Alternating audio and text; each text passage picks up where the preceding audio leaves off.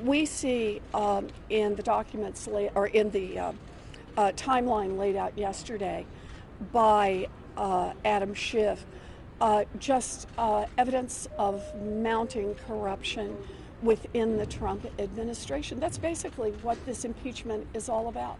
It's about a president who doesn't put the interests of the people of the United States first, doesn't even put the interests of fighting Russia first.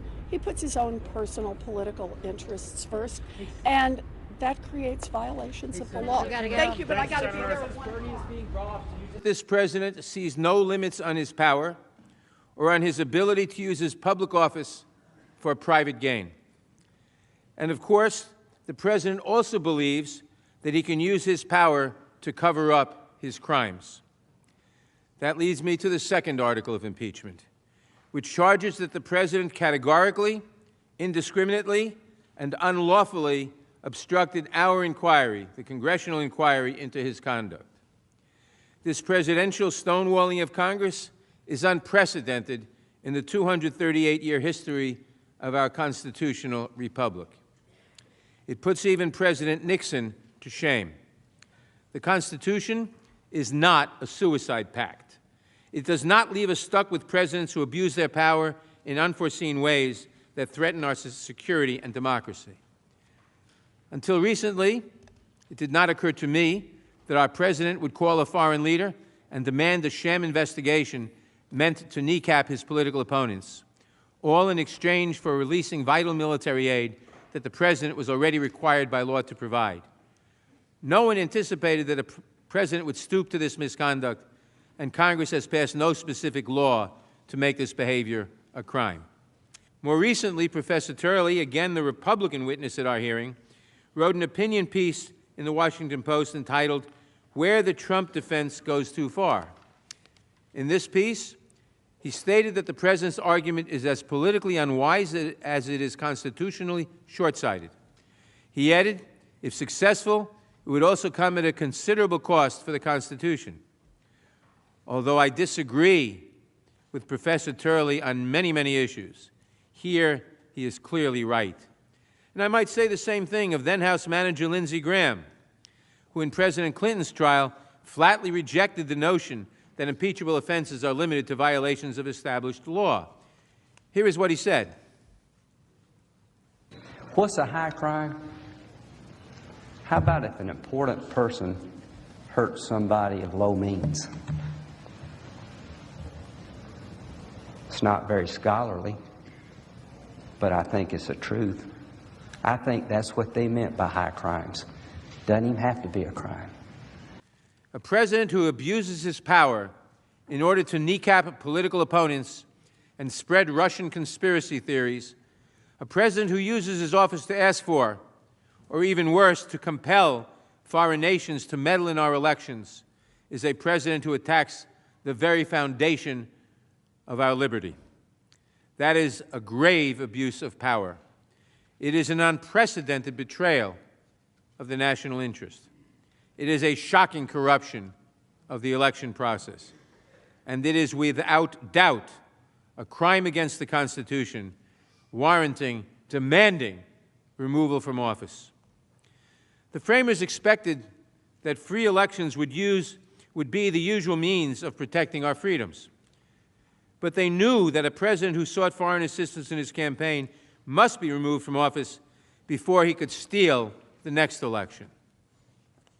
You can imagine the view from the Kremlin of all of this.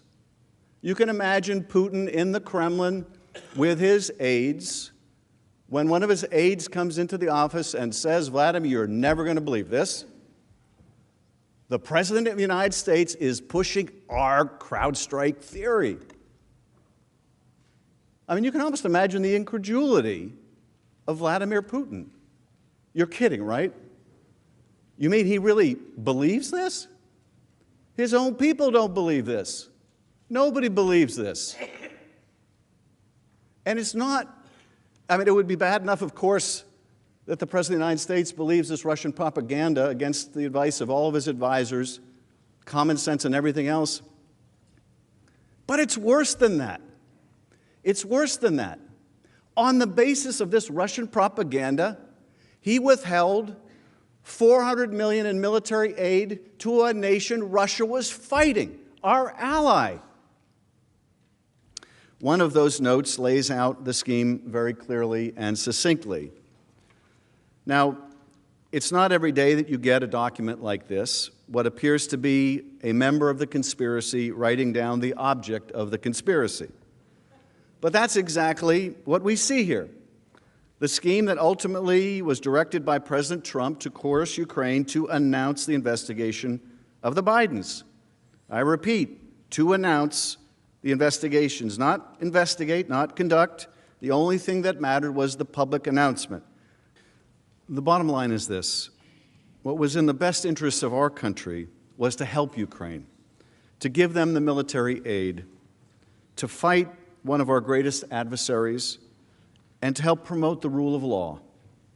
And what was in President Trump's personal interest was the opposite: to pressure Ukraine to conduct investigations against his 2020 rival to help ensure his reelection. And when what is best for the country and what was best for Donald Trump diverged, President Trump put himself above the best interests of our country. On the basis of this Russian propaganda, he withheld $400 million in military aid to a nation Russia was fighting, our ally. I mean, when we ask about, okay, what's the national security implication of what the president did? How much more clear can it be that he's not only pushing Russian propaganda, that he's not only misleading Americans about who interfered in the last election, that he's not only doing the Kremlin a favor, but that he's withholding aid from a nation at war. The Russians not only got him to deflect blame from their interference in our democracy, but they got him to withhold military aid. Now, of course, there was this convergence of interest between the Kremlin and the president. The president wasn't pushing Kremlin talking points just to do Vladimir Putin a favor. He was doing it because it helped him. Because it helped him. Because it could get these talking points for him in his re-election campaign. And for that, he would sacrifice our ally and our own security. But nothing struck me more from Representative Garcia's presentation than that quote from Vladimir Putin from November of this past year, so just a couple months ago. Thank God, Putin said, thank God nobody is accusing us anymore of interfering in U.S. elections. Now they're accusing Ukraine. Thank God, Putin says. Well, you got to give Donald Trump credit for this. He has made a religious man out of Vladimir Putin. But I don't think we really want Vladimir Putin, our adversary, to be thanking God for the President of the United States, because they don't wish us well. They don't wish us well. They are a wounded animal. They are a declining power, but like any wounded animal, they are a dangerous animal. But as we have shown, there is overwhelming and uncontradicted evidence of the president's scheme to solicit foreign interference in this year's presidential election. Now let me say this also. Each time that we remind this body of the president's scheme to cheat to win, some of his defenders say that we are only concerned about winning the next election, that Democrats are only doing this to win the next election, but you know better. Because this trial is much bigger than any one election, and it's much bigger than any one president. President Trump acted corruptly.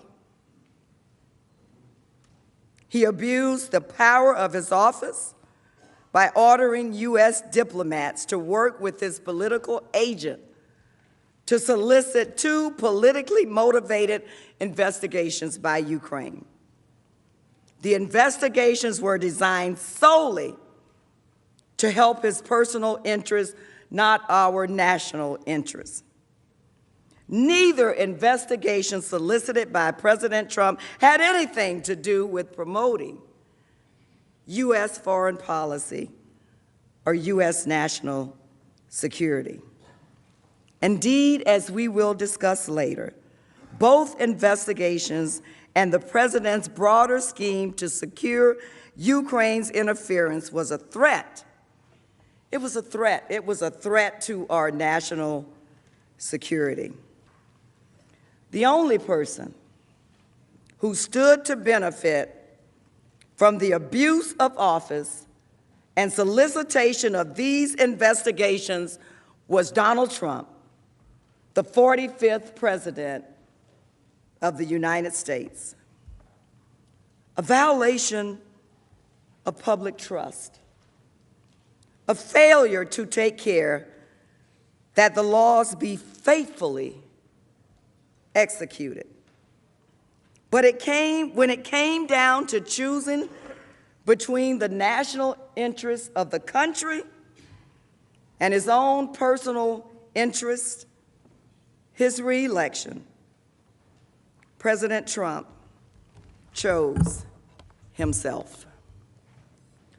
Earlier this morning, I was on my way to the office and I ran into a fellow New Yorker who just happens to work here in Washington, D.C. And he said to me, "Congressman, have you heard the latest outrage?" And I wasn't really sure what he was talking about, so to be honest, I thought to myself, well, the president is now back in town. What has Donald Trump done now? And so I said to him, "What outrage are you talking about?" And he paused for a moment, and then he said to me, "Someone voted against Derek Jeter on his Hall of Fame ballot."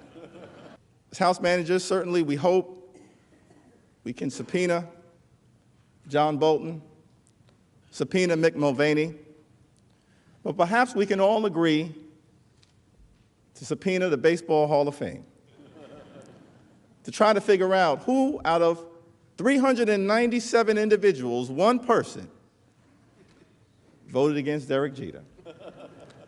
I was thinking about that as I prepared to rise today, because what's more American than baseball and apple pie? What's more American than baseball and apple pie? Or perhaps the one thing that falls into that category is the sanctity and continuity of the United States Constitution. When Donald Trump launched the scheme at the center of the abuse of power charge. During this time period, Vladimir Putin was preparing for peace negotiations with the new Ukrainian leader. Putin could choose to escalate, or he could choose to de-escalate Russian aggression. And influencing his decision was an assessment of whether President Trump had Ukraine's back. An Oval Office meeting would have sent a strong signal of support that President Trump had Ukraine's back. The absence of such a meeting could be devastating. President Trump was not just withholding a small thing. The Oval Office meeting was a big deal. Ukraine remains at war with Russia. It desperately needs our support. And as a result, the pressure on Ukraine not to upset President Trump, who still refuses to meet with President Zelensky in the Oval Office to this day, continues. President Trump made clear to Ukraine that a White House meeting was conditioned on Ukraine announcing 2 phony political investigations that would help with President Trump's re-election in 2020, help him cheat and corrupt our democracy. For investigations had come to totally dominate almost every aspect of U.S. foreign policy toward Ukraine. Securing a Ukrainian commitment to do the investigations was a major priority of senior U.S. diplomats as directed by President Donald John Trump. As Ambassador Sondland testified, everyone was in the loop.